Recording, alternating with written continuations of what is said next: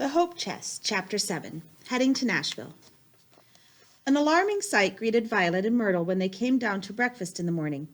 Mr. Martin, whom they had left at the settlement house in New York, was quietly sipping coffee at the kitchen table with his hat in his hand. Miss Dexter was at the table, too. They both turned to look at Violet and Myrtle. "Good morning," said Miss Dexter. She said it with somewhat martyred air. She pushed a plate of toast toward the girls. "There's coffee on the stove." "Good morning," said Mr. Martin. "Good morning, Mr. Martin," said Violet awkwardly. She thought that once they'd gotten away from Mr. Martin and his awkward questions about parents at the Henry Street settlement house, that would be the end of him. That he would actually come after them hadn't occurred to her. "You followed us here, sir?" said Myrtle. "Not exactly," said Mr. Martin. "I came here to make sure you were still in one piece, yes. But I took the train from Penn Station. I'm not really sure how you got here." "We hopped on 2 freight trains in a blind," said Myrtle matter-of-factly. Violet looked down at her shoes, expecting to be scolded. It was her usual lot in life. But if Mr. Martin thought he was going to make her go home to Susquehanna, he could think again. Mr. Martin raised an eyebrow. "That's very dangerous, you know. Accidents happen to people jumping freight trains. I've seen people who have lost arms and legs." Against her will, Violet found herself looking at Mr. Martin's hand with the missing fingers. She would have liked to have asked him what happened to them, but such a question was unthinkable. "And what about your families?" Mr. Martin went on. "Did you think to tell them where you are?" "I don't have a family," said Myrtle. Mr. Martin turned his raised eyebrow on Myrtle, and Violet felt the need to back her up. "It's true, Mr. Martin, she doesn't." "And what about your parents, Miss Mayhew?" Mr. Martin said. "I think they must be frantic by now, don't you?" "No," said Violet. "They only care about my brother Stephen. They think girls aren't good for much." "They are your parents," said Mr. Martin. "It doesn't matter whether you're a girl or a boy, they'll be worried. As soon as you've eaten, you will go out and send them a telegram." "I'm not going back," said Violet, starting to panic. "I want to go to Tennessee. I want to see Chloe." She had planned on joining the ladies who were going to Tennessee, if they would let her. "Please sit down and eat, Violet," Miss Dexter pleaded. The way she said it made Violet realize that she might be causing a scene, and so she immediately sat down and did what she was told. Myrtle sat down and reached for a piece of toast. She spread it with strawberry jam. "Don't you want to go to Tennessee, sir?" Unaccountably, Mr. Martin looked embarrassed again. "Why would I want to go to Tennessee, Miss Davies?" "Because history's going to be made," Miss Dexter said enthusiastically. 2 pink spots stood out on her cheeks. "I'm going. I wouldn't miss it for the world. If Tennessee becomes the 36th state to ratify the Susan B. Anthony Amendment and women get the vote, won't that be something to say you were there and saw it?" "Yes," said Myrtle. "I'd like to go too," said Violet. She wasn't a suffragist, but Chloe was in Tennessee. "Well, so would I," Mr. Martin admitted. He frowned at Violet. "But we're still going to wire your parents as soon as you're done eating." Violet stared at him, unsure what he meant. He couldn't possibly mean that he was going to let Violet and Myrtle go to Tennessee, and in fact go with them. "It's my duty, anyway, to see that you get there safely," Mr. Martin added. He sounded like he was talking himself into something. Miss Burns swept into the kitchen, her red hair glowing in the morning light. Miss Dexter introduced her. "So you're the Mr. Martin we've heard so much about," said Miss Burns. Mr. Martin looked down at his coffee, coloring. "Nothing too bad, I hope." "Very little bad at all," said Miss Burns, amused. "I understand you taught Chloe to patch automobile tires." Violet looked at Mr. Martin in surprise. She remembered that from Chloe's letters. "And now he wants to go off to Tennessee," said Miss Dexter, "along with—" She frowned at Myrtle again. "Well, we have space on the train," said Miss Burns. "Why shouldn't they go and see history being made? And see a certain suffragist," she added, looking shrewdly at Mr. Martin. The telegraph office was 3 blocks down Pennsylvania Avenue. It had a strange smell of ink, old wood, and electricity. Mr. Martin got Violet a form. Violet stared at it, nibbling on the end of the fountain pen chained to the desk. Myrtle tried to look over her shoulder, but the desk was too high for her to see. Mr. Martin wanted to make Myrtle send a telegram too, but she was adamant that she had no one to send it to. Violet didn't tell Mr. Martin about the Girls' Training Institute, of course. That was Myrtle's business. You had to pay for a telegraph by the word, and a great deal, though Violet wasn't sure exactly how much. It was much cheaper than a long-distance phone call, which only very rich people could afford to make. But it was still expensive. Now, what could she write without letting her parents know where to find her? She dipped the pen into the inkwell set in the desk. "I am fine," she wrote, printing each word carefully on the form. Then she saw a way to save a few cents and crossed out "I am" and wrote "I'm." She tried to think of something else to say. "How are you?" But that was the sort of thing you wrote in a letter when you weren't paying for every single word. "Well, that won't break the bank," Mr. Martin said, looking over her shoulder. "But you can't use any punctuation marks, so contractions like I'm are out. And up to the first 10 words, it's all the same price, 40 cents. Violet dipped the pen in ink again, crossed out what she'd written, and started over. "Mother and Father, I am fine." That was 6 words. She didn't want to tell them she was going to Tennessee. What if they notified the police to arrest her there? For the same reason, she couldn't mention women's suffrage. She had 4 words left. "Hope you are too." "You'd better sign it," Mr. Martin suggested. "The signature is free." Violet wrote her first name. "You're a woman of few words," said Mr. Martin. He took the form up to the counter, dropped a 50-cent piece on it, and slid it under the brass bars to the clerk. "I can pay for it," Violet said. She still had 42 cents left. "Allow me. It was my idea, after all." Mr. Martin smiled. "There's nothing wrong with going off to have adventures, you know, as long as you let your folks know you're all right." This was not something Violet had ever heard a grown-up suggest before. "You must have had a lot of adventures," she said, and then winced at her forwardness. He touched his scar and smiled again. "Yes, a great many. When I was your age, I walked from Pennsylvania to Long Island with Mother Jones on her children's crusade. But my parents knew I was going." "What was the children's crusade?" Myrtle asked as they went out to the broad, busy street. "A march Mother Jones, she's a labor organizer, remarkable old lady, put together to draw attention to child labor. She took a bunch of us kids from the mines and mills, especially those of us with something to show for our work." He held up his hand with the missing fingers. "She got all our parents' permission, and we were all outfitted with a tin plate and a spoon. We walked up through Pennsylvania to New York City and then out to Oyster Bay, Long Island, to call on President Roosevelt." "What did President Roosevelt say?" Violet asked as they stopped to let a large open-sided sightseeing bus, shaped like an overgrown rowboat, pass. "He wouldn't see us," said Mr. Martin. "So we walked back again." "Then it didn't do any good," said Myrtle. "Sure it did," Mr. Martin said. "We kids got out of the mills for weeks.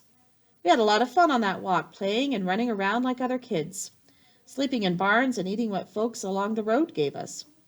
Mother Jones and her helpers taught us to read, too." "But President Roosevelt wouldn't see you," Violet reminded him. "No, but thousands of people did see us. You can never know what seeds your words and actions might plant. We may get children out of the mines and mills in this country yet. It's only been 17 years since our march." He smiled wryly. "Even when you don't win, you don't always lose. Remember that." "Yes, Mr. Martin," said Violet politely. "It's a shame a woman like Mother Jones can't vote to change the child labor laws." "Mother Jones doesn't want to vote. She's an anti." Violet looked at him to see if he was joking. "Doesn't want to vote? Why not?" "That," said Mr. Martin, "is a mystery." Everyone was very busy at the National Women's Party headquarters in Cameron House over the next 2 days. They were much too busy to worry about where Violet and Myrtle had come from. Everybody took it for granted that in some way they belonged to Mr. Martin, who was going to Nashville either to support the suffrage cause or to seek out his lost love. There wasn't really time to discuss which. Violet and Myrtle helped in the preparations for the trip to Tennessee. This involved a lot of copying down of addresses, sorting notebooks and law books, and laying in supplies of postage stamps and telegraph forms. Miss Burns found a few adult dresses that could be cut down to size for Myrtle and Violet. She also found a frightful plaid school dress with a double row of fat black buttons down the front and a black patent leather belt 3 inches wide, which unfortunately fit Violet perfectly. Violet got a neck ache and a backache and felt like an old woman after 12 straight hours of sewing to make the dresses fit. She could tell from Myrtle's expression that she felt the same, but in the end they each had a pair of very serviceable dresses. Violet would still rather have had overalls, but the suffrage women had explained that you couldn't look strange when you were trying to bring people around to your point of view. That just gives them an excuse not to listen to you, Miss Dexter said. You wait and wear overalls after we've won the vote. She said this with a frown at Myrtle, and then a sidelong look at Miss Paul. Violet and Myrtle knew what this was all about. Miss Paul had no objection to Mr. Martin, Violet, and Myrtle going to Tennessee. But Miss Dexter had an objection, specifically to Myrtle. Violet had thought at first that Myrtle was overreacting in thinking this, but now she saw that it was true. Don't you have people in Washington? Miss Dexter had asked Myrtle rather pointedly at the dinner table that evening after they arrived. Didn't you say you were from D.C. originally? They're all dead, ma'am, said Myrtle. Like I told you before, my mother died in the influenza. My father died digging the Panama Canal. Well, what about the people who sent you to school in New York? Miss Dexter pressed, brushing past Myrtle's dead parents without comment. The church ladies that packed me off to the Girls' Training Institute? Myrtle retorted. Oh, right. I'm so grateful to them, ma'am. Miss Dexter, tell the girls about New Hampshire, where you come from, Miss Burns interceded desperately. The long oaken benches of the waiting room at Union Station seemed to disappear in the enormous echoing arched chamber. The waiting room is 90 feet high and was modeled after the baths of Diocletian, said Miss Dexter. He must have been pretty dirty, Myrtle muttered. Violet laughed. The hall wasn't dirty, of course. It was spotless. It is the largest railway waiting room in the world, Miss Dexter pointed out. That perhaps explained why it seemed so empty, Violet thought. There were people in it, but they were dwarfed by the enormous arched ceiling. But most of the wooden benches were empty. Violet would have liked to get up and walk on them, turn at the curved seat at the end, and then walk back along the other side. But of course a young lady couldn't do that sort of thing. The suffragists had rented their own train car, called a tourist car, which made the tickets to Tennessee much cheaper. There were some spare seats because a few people, including Miss Burns and Miss Alice Paul, had decided not to go.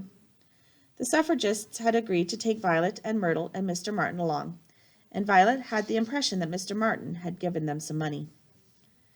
They were a jolly crowd boarding the train, even rowdy, Violet thought. Some wore sashes of green, white, and purple, or gold, white, and purple, or green and gold. All of these colors symbolized support for women's suffrage. Some of the women had badges and medals, and when Violet looked closely, she saw that some of the badges said that the woman had gone to jail for the cause, and others said hunger striker. These were women who had picketed the White House in snowstorms, had been in jail, and starved themselves for women's suffrage. A group of them joined arms and sang, "Oh, we troubled Woody Wood as we stood, as we stood. We troubled Woody Wood as we stood. We troubled Woody Wood, and we troubled him right and good. We troubled Woody Wood as we stood." "Don't sing that song," a woman protested. "It was Woodrow Wilson who asked Governor Roberts to call the special session in Tennessee." "Only because we troubled him till he did," another woman called out, laughing.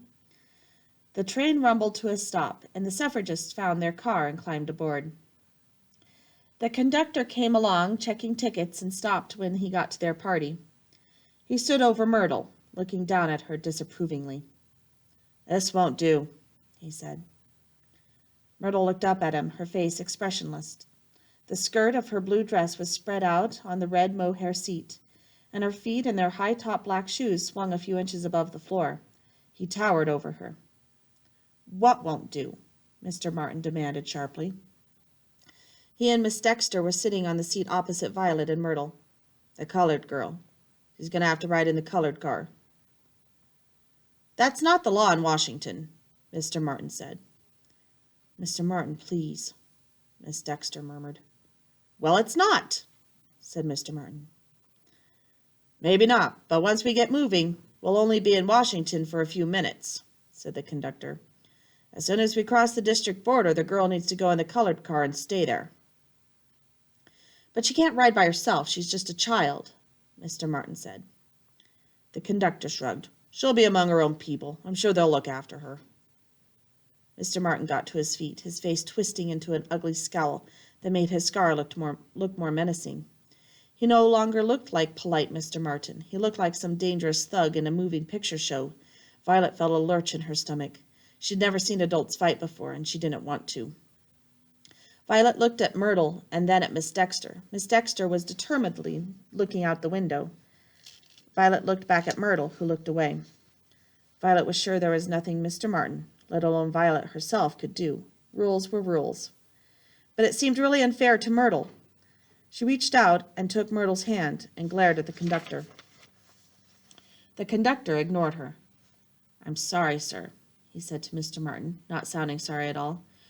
You can keep her in here for a few minutes if you want, but once we cross the district line, we'll be under Virginia law.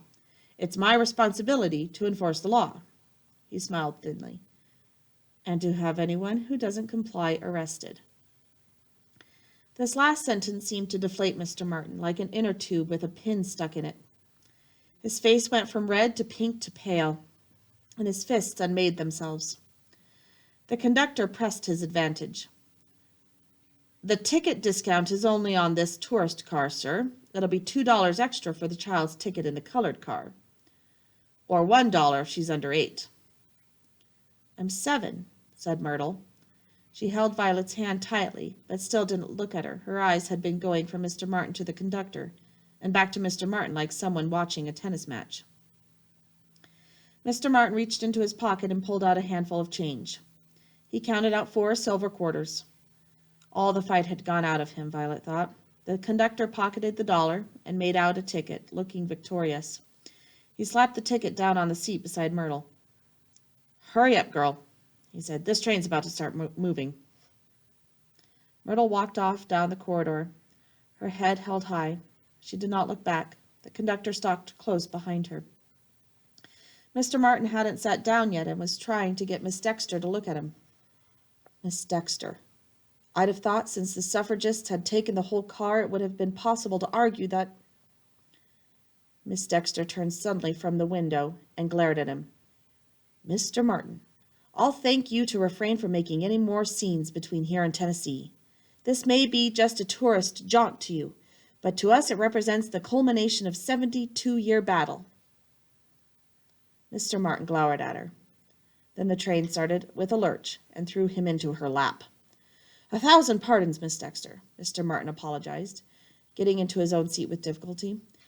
"I can assure you that I care every bit as much about the women's suffrage issue as you do," he added frostily. "I find that very hard to believe," said Miss Dexter. "But if you actually care about the Susan B. Anthony Amendment, then don't jeopardize our chances by making ugly scenes about unrelated issues." "It is not an unrelated issue," Mr. Martin said heatedly. "It's all the same issue. If you can't see that..." "You sound like a Bolshevik," said Miss Dexter, and turned pointedly to look out the window. Mr. Martin turned the other way and stared across the aisle out the opposite window. The other suffragists in the seats around them were all trying hard to look like they weren't staring at Miss Dexter or Mr. Martin. Violet felt extremely uncomfortable. This was going to be a long train trip. She wished Myrtle had been allowed to stay.